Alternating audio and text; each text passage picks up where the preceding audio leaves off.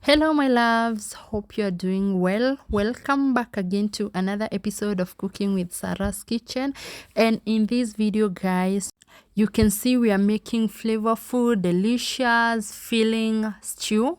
And we have these ingredients that you are going to use. We are going to use potatoes, peas, beef, tomatoes, onions, coriander, carrots and green capsicum, and also we will be using garlic.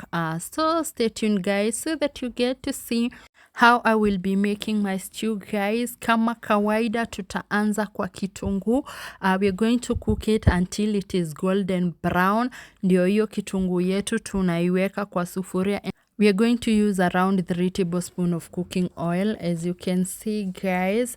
So tutakoroga after kuweka mafuta yetu, tungoje kitunguu yetu iive, and after kuiva ili take around 3 minutes, and then tukaongeza 2 cloves of garlic to enhance the flavor. So if you have garlic, usisahau kuweka kwa hii recipe because inafanya chakula yako itaste vizuri sana.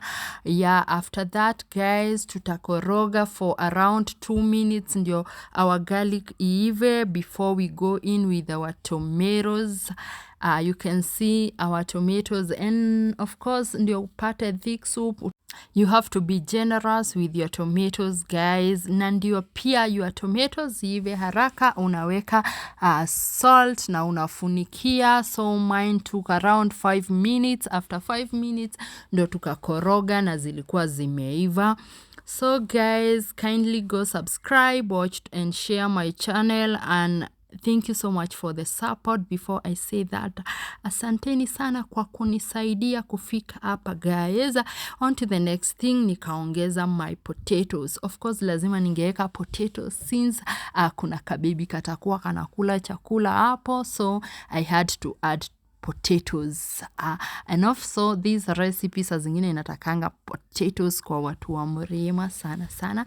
So guys, on to the next thing, we added our peas and beef. Ebu tell me guys kama we unachemsha kando kando ama unapika zote pamoja, cause mimi na economy hapana, nazichemsha pamoja zinaivania ndio to save gas. Of course lazima ukue mjanja hii Nairobi, si una get? So guys, after kuziweka zili take another 5 minutes, nikakoroga tena before niongeze the rest of ingredients zenye ni carrots na green capsicum, na pia hizo ni optional, si lazima uweke. And again, ukitaka ndio zikue crunchy unaweka after umepika hizi zingine zimekaribia kuiva ndio zisi overcook. Na pia unaweza ongeza as many veggies as you can. Sio lazima tu uongeze carrots na green capsicum juu nimeongeza hizo. Unaweza ongeza zucchini, unaweza ongeza broccoli, everything ndio chakula yako ikue na vitamins, ikue na proteins, ikue na carbohydrates, you know, kila kitu. And then again nikaongeza my paprika. Paprika is one of my favorite spices. So nikaongeza 1 tablespoon, nikakoroga ndio the flavor is soak in well kwa my stew. Yeah, so ndio maana tunakoroga vizuri guys. After that tukafunikia another 5 minutes. Hapa ni 5 minutes, 3 minutes, 5 minutes. And after that ndio tukaongeza maji yetu. And kama ulikuwa umebakisha maji ya nyama yenye ulikuwa umechemsha nayo, usimwage, iweke kando ndio utaweka hapa instead ya kuweka maji. So in my case nilikuwa nimeibakisha nikaiongeza. Nikaona ni kama hiyo soup haijakuwa yenye nataka. Si una get? Lazima tuweke maji kwa chakula. Ndio hiyo sasa tukangoja ichemke.